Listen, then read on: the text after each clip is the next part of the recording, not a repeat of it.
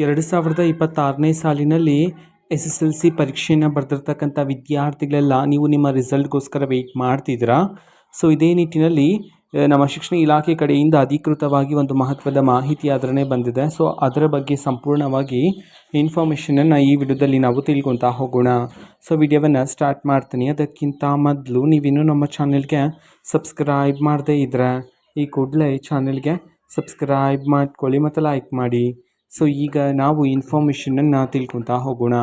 ಹೌದು, ಈಗ SSLC ಪರೀಕ್ಷೆಗೆ ಸಂಬಂಧಪಟ್ಟಂತೆ ಹಿಂದಿ ಪರೀಕ್ಷೆಯನ್ನು ಮಾಡಲಾಗಿತ್ತು.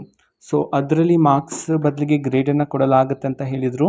ಸೊ ಅದಾದ ನಂತರ ಇದೀಗ ಮಾರ್ಕ್ಸನ್ನು ಕೊಡೋದಕ್ಕೆ ಎಲ್ಲ ಸಿದ್ಧತೆಗಳನ್ನು ಮಾಡಲಾಗ್ತದೆ.